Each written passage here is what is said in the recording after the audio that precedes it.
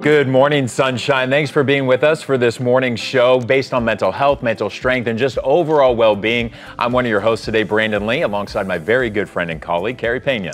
We're going to talk right now about what's going down, and it is a very positive movement, especially, as a mother to young children. There's a backlash about edited, overly curated photos, and there's a movement to be more real. Right? So there's this new Be Real app, right? And essentially it'll send you an alert, and you have to take a picture of yourself in real time within 2 minutes or you miss that window. Yeah. And what it's really trying to do is get you away from the filters, get you away from that fake looking lifestyle that truly does not exist, and really kind of trying to capture you in that moment. Yeah, where are you in this moment? Right. Don't run and put a whole bunch of makeup on. Yeah. I've been holding myself to account a little bit too on that. Have you? I have been trying. Have you seen my feed lately? No, I'm going to make sure we download this app for you. I don't do the filters. I'm not doing it. And now we want to bring in a very special guest, welcoming to the studio our friend Stephen Macias, who is the president of Optum Arizona. Stephen, come on in here and join us. We're welcoming you here for the first time on set, and we're excited to say that Optum Arizona is now working with us here as a partner on our show, Good Morning Sunshine. Yeah, it's so great to partner with Optum Arizona and to have this collaborative partnership. And what our mission here is to help educate the public more about healthcare in general. But to partner with you guys, we're really, really excited about the partnership and to help you guys, share some of your stories to get it out there and connect with the public and the people you're trying to serve. Stephen, I want to start with asking about your why. I think all of us, this show, Good Morning Sunshine, was created because of our collective why, right? To help people and to help educate people about mental health, about behavioral health, and just overall mental health and well-being. My why is what wakes me up every morning to help people with substance use disorder at Art of Our Soul, right? Yeah. That is my why. That's what fuels me. It fuels my passion. What is your why as a healthcare leader? Why are you doing what you do? Yeah, it's a great question, and thank you both for having me. I'm humbled to sit here and talk about this. It is really beyond a passion project for me. My mother actually was in healthcare for 37 years. She worked for a local carrier in town. And alongside of that, I started my career in social work. I was actually a case manager working with adjudicated youth. I worked for a fine organization in town. I was located in the heart of Glendale, Arizona. And along the way, as I was working with these youth, as I evolved my career, started working with folks with serious mental disorders, I really started to notice that there was a disconnect, a gap between the system, if you will, and those that were receiving services in a creative way, let's say. And I always thought, gosh, why aren't we talking more as an industry? Why aren't we connecting the dots?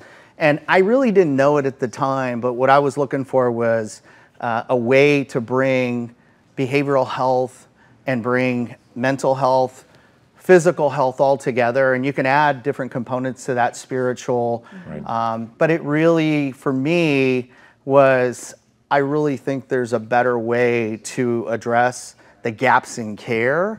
And that's what I get up every day and think about is how can we intersect with the community? How can we provide solutions in partnership with the other community partners and really dive deep into the needs of those that need it the most and meet them on their journey where they are, frankly.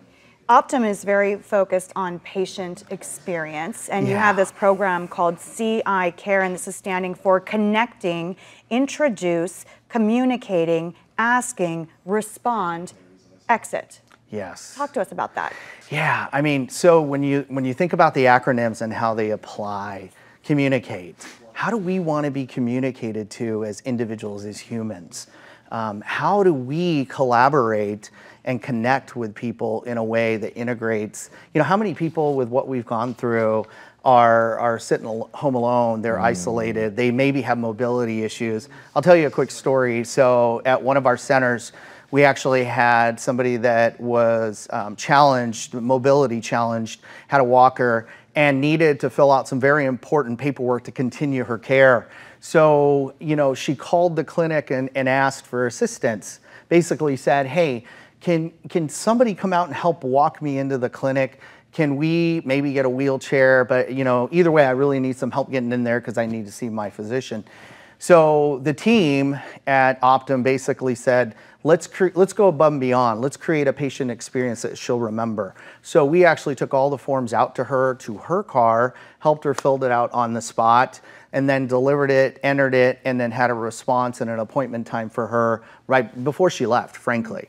So that person is going to take that and frankly, live that, embody that, and talk to their friends and support team, and they're going to say, wow, these folks are maybe meeting us in a different way. Meeting you where they're at. Yeah. I mean, that is the definition of meeting one of your Yes. members where they're at and that point in their life in order to help them, lead them in that right direction. That's right. And you are reaching out into the community in a way that is very important to Optum Arizona. I grew up in the Valley. So I'm actually born and raised in Phoenix. I went to high school in Glendale, Arizona. And to watch my community evolve so rapidly over the years, it really is going to take a special partner. It's going to take a partner that takes care delivery is what we do as an organization. That's just stopping at the door, but how do we walk through that door and do something creative and innovative? And we're all on that journey together, right? It's a community. We love partnerships, and I'll tell you, as we start to develop our resources and our presence here in Arizona, Maricopa County, Tucson, and beyond, really I'm excited about that. What can that journey look like, and how do we build that together? Stephen, thank you so much for coming on, and this is just the first of many visits for you here with us on the show as we talk about how people in this community and beyond can really be their own best advocates for health. Yes. And Optum is really looking to tell that story. So we appreciate you very much. Thank you both so much. Thank you. Thank you. And now we want to share our inspired story of the day. I had the opportunity to sit down on my podcast, The Next Chapter, with the founder of State 48. And he talks about how he found success despite a lot of naysayers along the way. Take a look. This podcast is all about the next chapter, how people, got to where they are.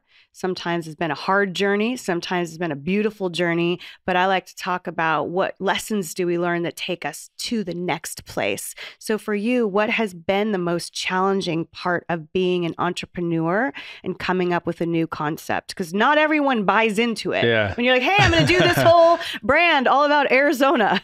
Yeah, no, I love Like- that. Well, especially because again, I grew up here and that was rare. So like starting in 2013, I mean, you have your friends and family and everyone supporting, but it was so cool to see like it latch on quickly to Arizona. Cause like when we were starting a business, like what problem are you solving? Well, we were solving a problem of like just representing Arizona positive, fashionable way. But yeah, the journey's been incredible. Learned so many things, a lot of like what not to do, where not to spend money, more to invest into the right people, not try to do it all on your own. And there's so many lessons I've learned along the way, but it's cool. Like every day, I always strive to get better as a personally and professionally. But it's really cool just to like, I'm that hungry to want to continue to get better. And like how I've realized how much more mature I've become and be able to manage relationships better, especially with partners and such. But it's just, there's just always so much to learn. Was there a point along the way that you're like, man, I just can't do this? It's just too hard, too overwhelming, too much? Honestly, no. And we get that question often. I think the biggest key to our success is just the consistency and that vision of like, hey, we are going to make an impact in Arizona. But I've never really had that because we've grown year over year, which I'm really proud of. But it's just always because we've been smart about not trying to do too much. And we've also always listened to our community, our customers. They're the ones supporting your dreams. So like, it's not about us, it's about them. So I think we're good at that of making sure, hey, what are our customers telling us? What are numbers? What are sales? And then go off of that. I love the life lesson in this story. good, okay, right? The life lesson is this. Surround yourself with positive-minded people, all right? Surround yourself with people who will always look at a glass half full, because if you are thinking about creating something, starting a business, if you surround yourself with naysayers and negative people, they can actually get you off the rails to creating your dream. So surround yourself with people who are ultra positive, honest, but ultra positive and supportive. Especially when you're an innovator and you have that mind that you're thinking It's a of crazy the future. idea. It's a crazy idea. Yeah. You want to be around people who are like, yeah, I like Yes, that. I like Go that. for it. Go See for what it. you can do. That's how this all came to be. And now our Mind, Body, Spirit segment. We want to welcome Jesse Kim, the General Manager of StretchLab, in studio with us today. Thanks so much for being here. Of course, thank you for having me. We just a few minutes ago heard from the President of Optum Arizona, Stephen Macias, and you walked in the studio and said, oh, I know Optum, because they actually support their members going and being stretched out. Yes, correct. So they have a program called Renew Active. It goes with multiple fitness aspects, but with us specifically, they cover 4 group stretch classes a month that members who are eligible are allowed to come in on a weekly basis to take the class, learn some stretching that they can do on their own. We provide stretch straps so they can educate them, at the same time give them that extra stretch that they needed weekly, while obviously being supported by their insurance to do so. I feel like I'm about to ask you a loaded question here. Okay. Watch out. Why is stretching so important? Stretching can loosen up those muscles to the point where it provides more energy for the body. It allows for better circulation. I mean, there's a whole slew of benefits for it, but obviously if you're mentioning, 55 and older, movement, right? If you're spending most of your day seated or in bed, a lot of your body is not getting any action to it. Muscles have a natural ability to debilitate if they're not being used. Right, so if you're stretching, what it does is it provides a little bit of more facilitated movement for the muscles so that they don't deteriorate as much. And then that what in turn will provide you with more mobility, more flexibility, energy, range of motion. I mean, the benefits are endless.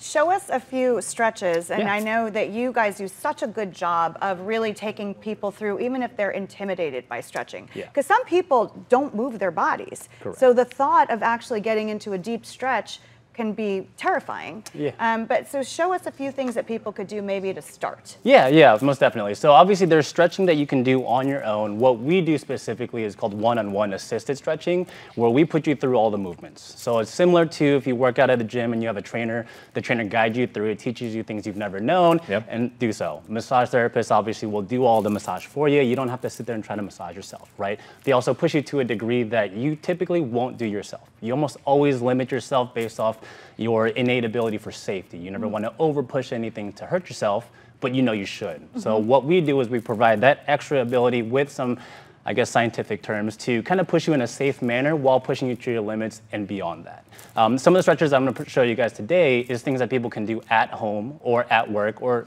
I mean, honestly, even in the car, obviously at a stoplight, not driving. So the first thing that can do, this one, you can sit one hand under your butt cheek, obviously, lean to your right side or your opposing side, and then look up. What it does is you'll feel it right here in the front of the neck, which gets tightened up from all the computer work and obviously phone work that we do. And then from that position, I want you to look down, and then you'll feel that behind the neck. So a lot of people, again, with phones, computers, and work these days, they tend to hunch over and those muscles just start to get lax. What that does is it straightens you out a little bit so that, one, it releases a little bit of that tension headache that you can get from your shoulders.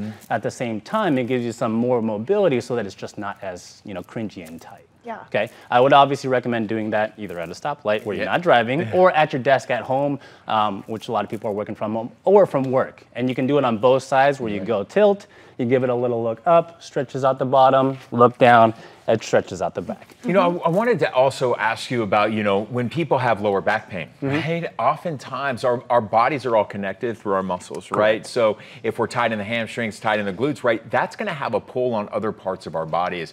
Tell us how just this simple act of stretching can actually help alleviate and be a pain reliever. Yeah, most definitely. So a lot of people, I would say, 9 out of 10 people will suffer some sort of lower back issue, whether they've been active, whether they've been inactive, or they've never done anything physical at all. It's just from the lack of movement, lower back gets tight, right? And they think, oh, it's just back that needs some massaging or some work. Realistically, it could be that your hamstrings and your glutes are so tight that it's pulling onto the lower back. So kind of as you said, everything is connected. What we call, it's called the posterior chain. Everything behind you has basically been connected almost in chain loops. When certain things are too tight, it extends all the way up. So you could technically be getting a headache because your hamstrings are too tight.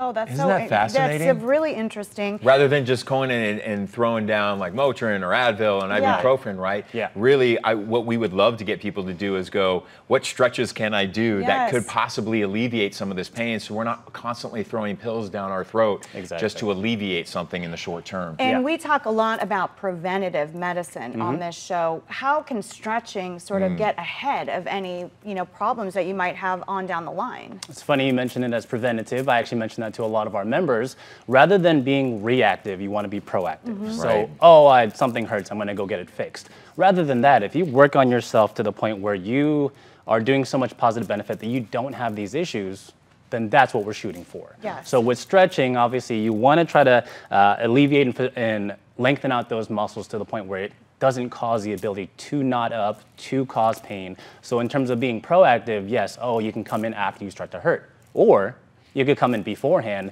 work yourself on it so that way you never have to hurt. And we're going to wrap things up, but do you want to leave us with one final stretch? Yeah, I'll leave you with one more. Again, we do sit a lot. I mean, everybody, no matter what it is that you do, is sitting. So what you can do is clasp your hands behind your head. Okay. Look up, and then pretend like you're trying to squeeze your shoulder blades together, and then relax, squeeze, and relax, squeeze, and relax. Now you would do this in sets of 3, possibly 5, doing it in repetitions anywhere between 8 to 12. What it does is it starts to work those lower mid-back muscles that'll slowly pull you forward. So rather than sitting in this hunched position on a computer or a chair, it starts to open you up naturally. So people say, I need better posture. Posture is muscles, and the best way to work those is to stretch them out. And if you're watching right now, please do share in the comments, what do you do to help alleviate pain? Are you a stretcher? Do you do yoga? What activities do you do? Go ahead and put those in the comments below. We can always find new things with all of us sharing kind of what our daily routines are. And as Jesse talked about, it's so great to examine whether or not you might be covered in going to get some stretches. As preventative care. As preventative care. Yeah, Jesse, thank you very much. Thank you. And now we want to close out on our sunshine story, and I'm so proud of this work we are doing alongside Gateway for Cancer Research. Gateway for Cancer Research has funded this massive worldwide study. And what is happening is this is called the PEDAL trial. They are setting out to fundamentally change how children with pediatric acute leukemia, including acute myeloid leukemia and other high-risk leukemias, are treated. So basically what's happening right now, nothing like this, as I understand it from the experts, has happened before. This is researchers at 200 sites worldwide, including places like St. Jude, are all participating with real-time research and hopefully real-time results that could advance the way children with cancer are treated. I love the mission of that, focusing on children who are hurting, but I also love the fact that it's a community of experts coming together. I think so many times when studies are done, they're done so separately and they don't want, they're done in silos. They don't want to share each other's information. But here we have children who need to be cured and need to be helped. And I love that it's a huge swath of the medical profession coming together saying, hey, listen, let's all be in this together. Yes. And let's find a solution to this together. It is so important, and you're exactly right about that with the research. So this is potentially a major breakthrough, and we'll continue to follow this. Jesse, we thank you so much for bringing some. I just want to go stretch out right now. You talked about my coffee drinking. I need another cup, and then I'll stretch. Thanks to all of you for watching Good Morning Sunshine. And while you're here on YouTube, don't forget to subscribe to our channel. You'll notice there's a little bell notification button. Do us a favor, click on that. That way, every time we upload a new episode, you'll get an email alert sent to your phone so you can watch it. You won't miss out on a thing. From all of us here on Good Morning Sunshine, we hope to see you back here for the next episode. Take care, everyone.